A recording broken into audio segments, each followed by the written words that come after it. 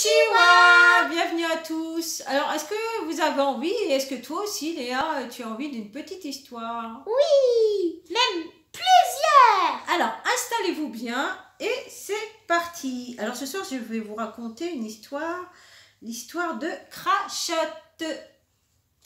Alors, quelle méchante sorcière! Crachotte déteste la nature. Elle écrase exprès les fourmis avec ses grands pieds. Elle chasse les petits oiseaux en brandissant son vieux balai, son seul ami. Oust! Partez d'ici! Chaletée à plumes! Elle n'a presque plus de dents, postillonne quand elle parle. Quand Crachotte fabrique ses ignobles potions, elle jette les déchets dans la nature. Elle se débarrasse des produits toxiques dans la rivière. S'amuse à voir les poissons remonter à la surface et étouffer, bouche ouverte. Elle possède un grand pouvoir qu'elle a volé à Lucifer, roi des enfers. Elle peut fabriquer des boules de feu. Un jour, Crachotte lit dans Sorcier Hebdo que Nécrochu a fait construire une maison tout en sucreries pour attirer les enfants. On sait que les enfants aiment les sucreries. Ça doit être un petit peu ce qui se passe avant le Hansel et Gretel. Ah, peut-être, ma puce. Crachotte déteste les enfants, les bonbons et Nécrochu. Elle enfourche son balai et vole jusqu'à la propriété sucrée, en faisant tomber quelques nids au passage. Frottant ses mains l'une contre l'autre, elle fabrique une boule de feu, la lance sur la maison qui commence à fondre.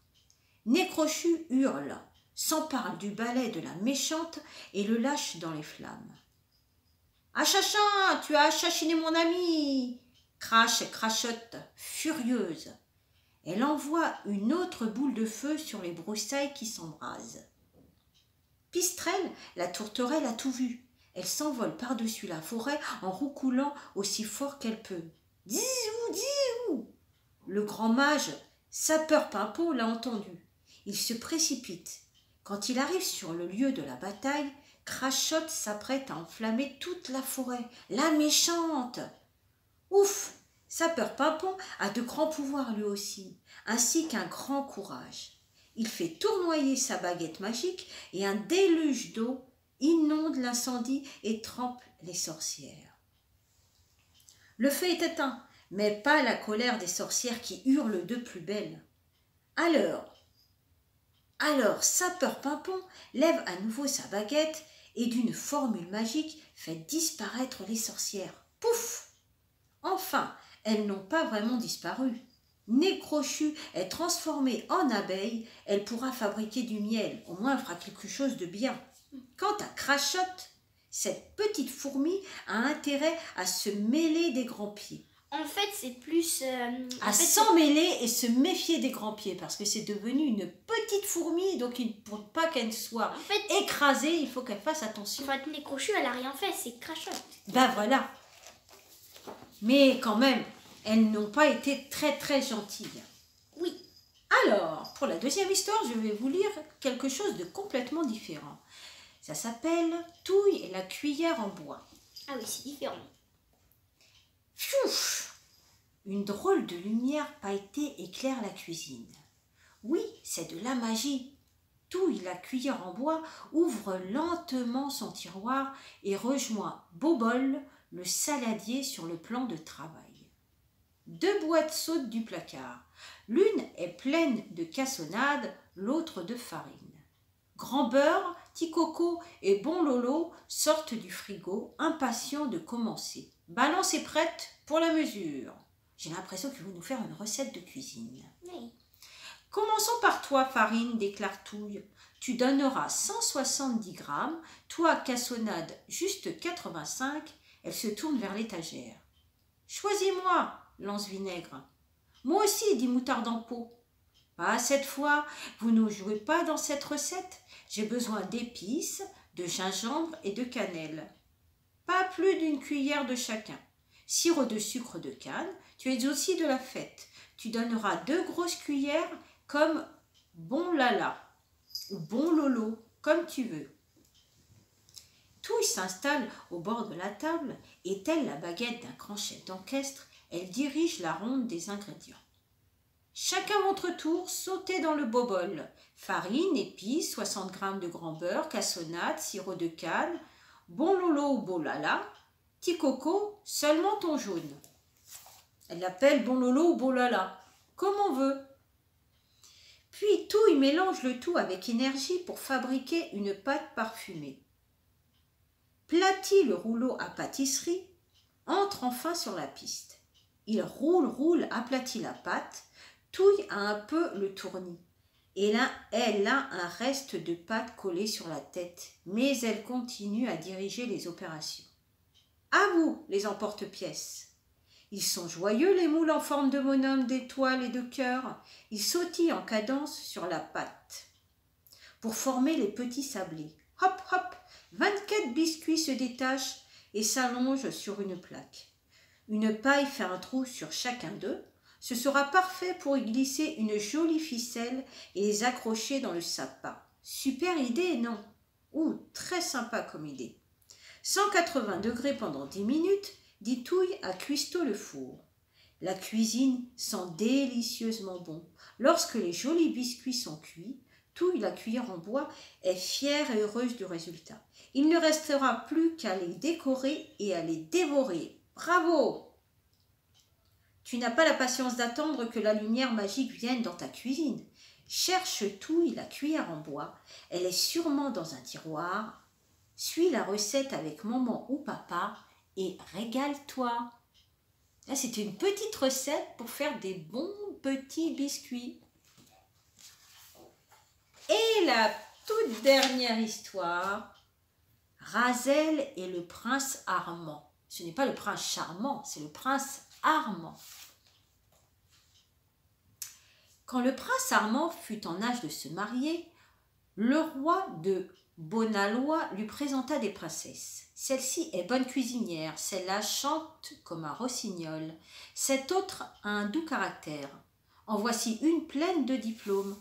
Le prince les refusa toutes. Il était secrètement amoureux de Rasel la sorcière.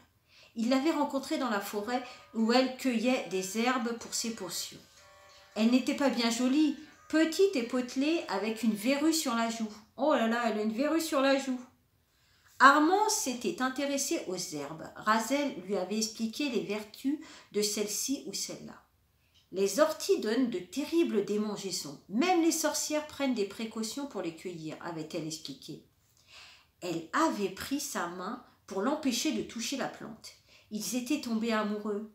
Comment pouvait-il épouser une princesse alors que son cœur ne battait que pour Rasel? « Je l'aime, je ne veux qu'elle. »« Moi vivant jamais, hurla le roi. »« Cette sorcière t'a ensorcelé, soupira la reine. »« Comment peux-tu aimer une femme si mal fagotée? Rasel est gentille, drôle, patiente, douce, intelligente et d'une grande bonté. Si vous ne l'acceptez pas, vous me perdrez pour toujours. » Le roi écarquilla les yeux. La reine s'enfuit en pleurant. Un jour, le roi tomba gravement malade. Ses médecins n'arrivaient pas à soulager les horribles douleurs qui tordaient son ventre. Le prince courut à son chevet.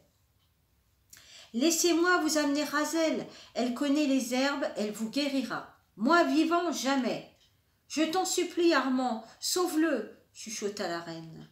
Le prince alla donc chercher Rasel. Tout le monde s'écarta en la montrant du doigt.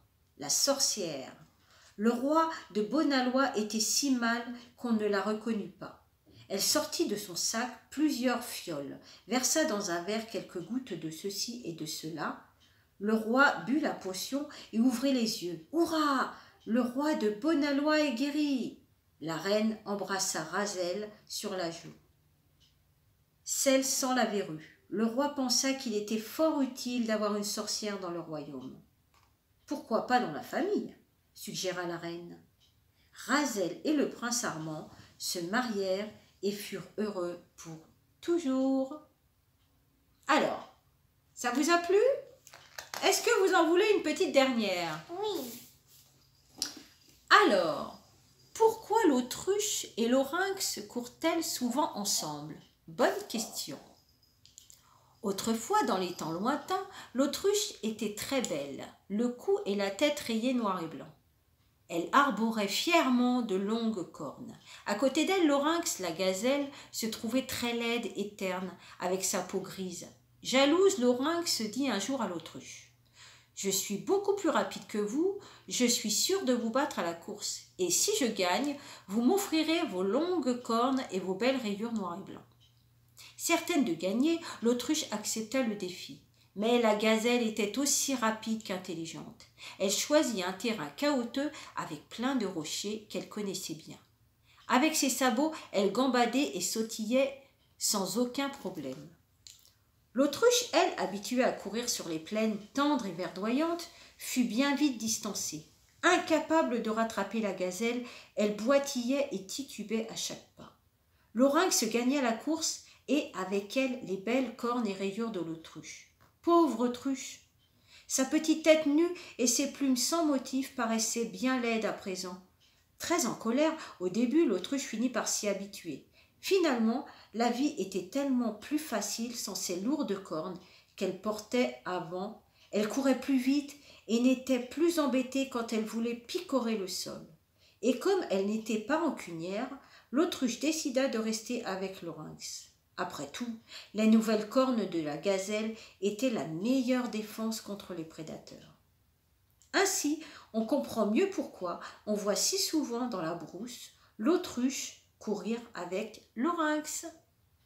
Oh, j'espère que cette petite histoire, que ces petites histoires vous ont plu. On se retrouve pour une prochaine vidéo et peut-être pour une autre petite histoire. Alors, si vous avez aimé, n'oubliez pas de liker, partager, de laisser plein de petits pouces bleus. Ciao, ciao et bonne nuit à tous les petits et à tous les grands aussi.